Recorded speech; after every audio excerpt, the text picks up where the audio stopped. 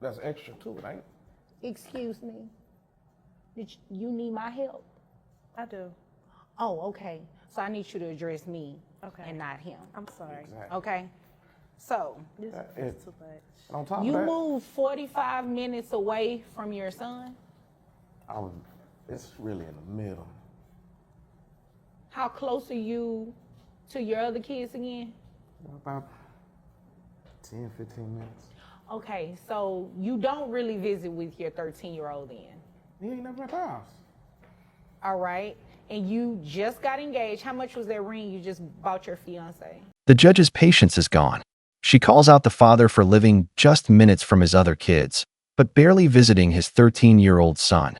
And then comes the bombshell. He proudly admits to spending $5,500 on an engagement ring for his fiancée. Miss Flask's face says it all. Her son gets $100 a month, while the fiancée gets diamonds. The courtroom is stunned, but the judge isn't finished because she's about to expose his lifestyle choices one by one. And you just got engaged. How much was that ring you just bought your fiance?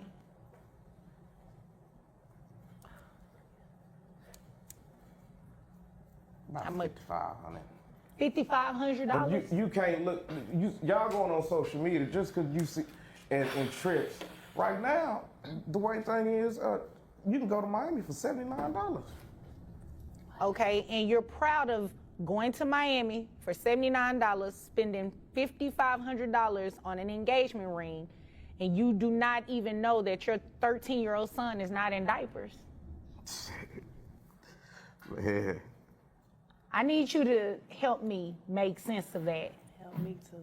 The father argues that just because he's traveling and posting online doesn't mean he's rich. He claims you can fly to Miami for only $79, but the judge cuts him off cold. She points out the contradiction. He's bragging about cheap trips, but spent thousands on a ring and doesn't even know his son is long past diapers. The courtroom can't believe what they're hearing. How will he explain these choices when the judge demands answers about his finances? I need you to help me make sense of that. Help me too. Everything would be cool if she keep her family out of business. Okay, what does her family have to do with this? My family helped My out. mother always bashing me. She always bashing me. Tell her son that I'm for the streets. I'm not for the streets no more. I'm engaged now. Okay, he's engaged now. He's not for the streets He is anymore. for the streets, Your Honor. When I tell you he's not going to be with her for long. How do you know? I know him. I know him. He's How not long were going to you be. all together? We was together like 6 months. See Oh.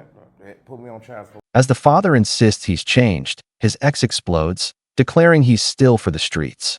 The judge presses, asking why her family is so involved. And the father fires back, blaming her mother for always bashing him. But the tension erupts when Miss Flask claims she knows him too well, predicting his engagement won't last.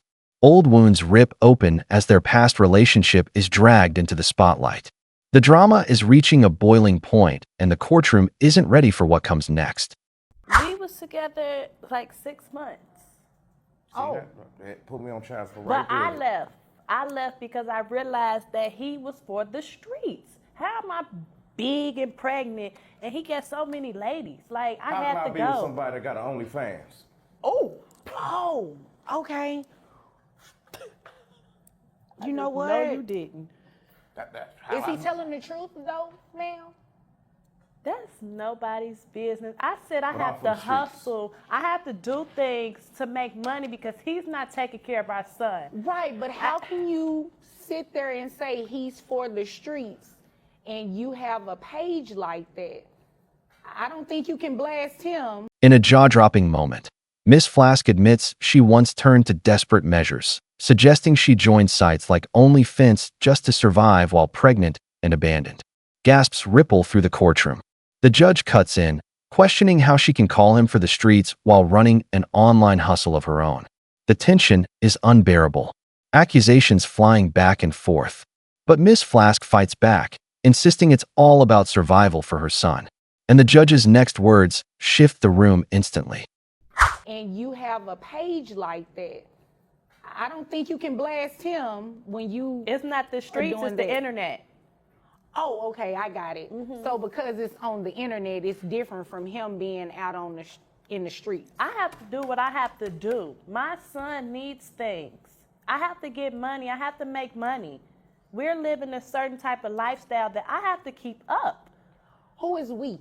Me and my son. Yeah, but you said he's going to start football and basketball. He's not in it right now, right? Yeah, I mean, I know I looked up the prices and stuff, and I know how much money I gotta get. Okay, Miss Flask tries to defend her choices. She argues that hustling online is different from his reckless lifestyle in the streets. Her voice cracks as she says she only did what she had to for her child, that her son deserves more and she can't let him go without. But the judge listens carefully, pushing her to explain every detail, including the sport she claims her son will join. Is this about survival, or is she stretching the truth to get more money? The truth is about to come out. I mean, I know I looked up the prices and stuff, and I know how much money I gotta get. okay, so how much is it going to cost for football? The football is $200 Okay. plus all the equipment and stuff, so it's probably gonna be like $500. Okay. For one, the team provides the equipment, all the shoes. No, they do Sir, not. sir, let me You ask don't you a even know the question. team. How much money is it that you make? Yeah, let's talk about that.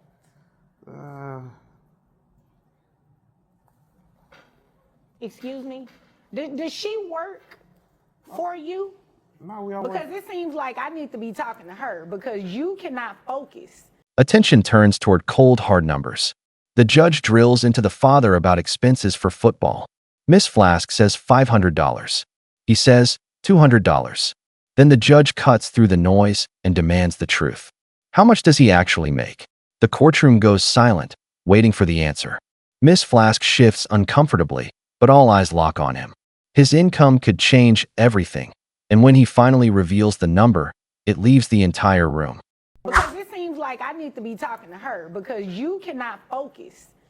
She knows more about everything going on with this case than you do. No, we just Do you work. all need to switch places? No, man. She need to pay child support for you? Nah, no, man. Yeah. Oh, okay. And I don't think you want to pay child support, do you? She can. Okay, well, I need you to sit back there and I mind your don't pay business. neither. Okay, but you are currently paying, and she has a right to ask for an increase if there has been a material and substantial change. And it sounds like it has, because if you've only been paying $100 in 13 years, and you don't even visit with your son like you should, then you probably should be paying more in child support. The judge notices something disturbing. The father seems clueless about his own child. While his fiancée knows all the details, she even suggests they switch seats. The courtroom stirs as whispers spread. Is the fiancé more responsible for this child than the father himself? The judge makes it clear child support is his duty, not hers.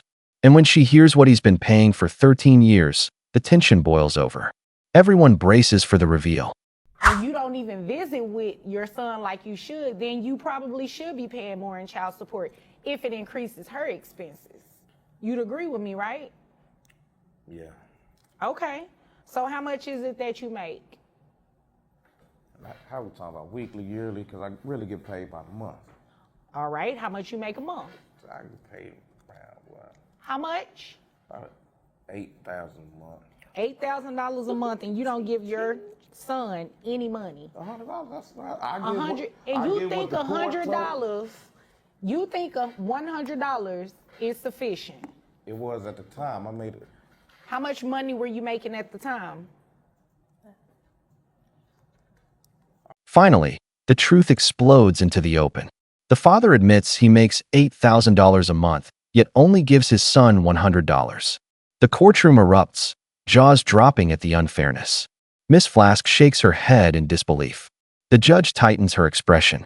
How could a man earning thousands justify giving his son pocket change? The room is electric with anger, but just when it seems the verdict is leaning toward her favor, an unexpected twist throws everything off balance.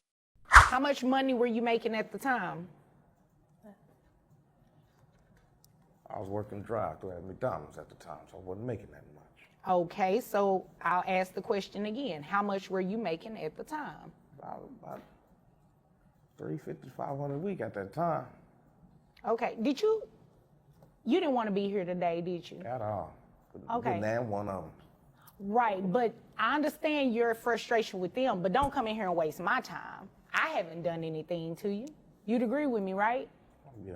Okay, so $8,000 a month. You have 3 kids total. Okay. Father confesses what many suspected. He didn't even want to show up today. He admits he's frustrated, tired of the back and forth, and only came because he had to.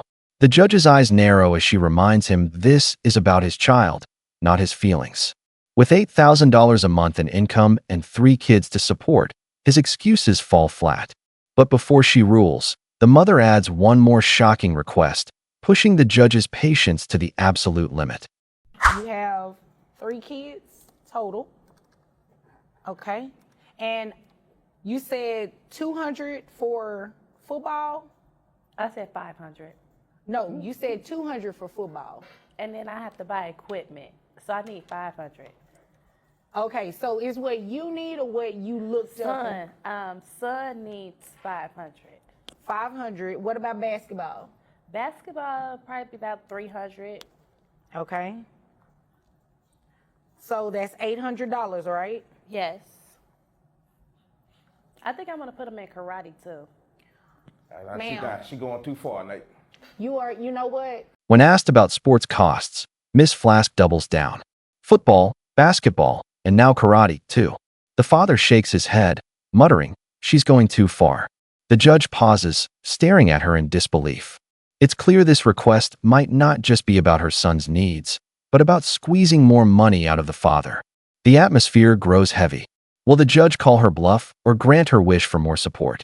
The next words decide everything.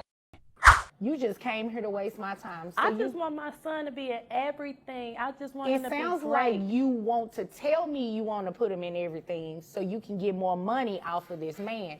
And I'm sorry, I'm not here to play in your little petty games. Sure, And but I'm not 50 going cents to more. do that. I'm not going to do that. So you know what I'm going to do? Since you came here to waste my time, I'm going to make sure I don't waste any more of yours. The judge has reached her breaking point. After hearing about football, basketball, karate, and endless expenses, she calls Miss Flask out directly, accusing her of playing games in court. The room falls silent as the judge makes it clear she will not be manipulated. The decision is coming down fast, and it won't be what Miss Flask expected. All eyes turn to the bench as the final verdict approaches. Will her plea for more support be granted or crushed in an instant? You came here to waste my time. I'm going to make sure I don't waste any more of yours. I'm denying your request and dismissing this case. Really? Really, I am. Mhm. I can't believe this. Well, I can't believe you came in here to play these games. My son needs some money. No, it sounds like you want the money, ma'am. Is there anything further? You know what? I'm over it. Okay. I'm making my well, money. I'm over it too. Did you need anything else, Oh, sir? no, thank you very much. You're very welcome. If there's nothing further, you all are dismissed. And then the hammer falls. The judge denies Miss Flask's request and dismisses the case entirely. Gasps ripple through the courtroom. Miss Flask can't believe it. Her son's needs unmet. Her plea rejected, but the judge is clear. This case wasn't about the child. It was about money. The father smirks, relieved, while Miss Flask storms out in disbelief. It's a painful ending, but also a powerful lesson. In court, the truth always rises. If you found this case as shocking as we did, make sure to like, comment, and subscribe because every courtroom tells a story, and you won't want to miss the next one.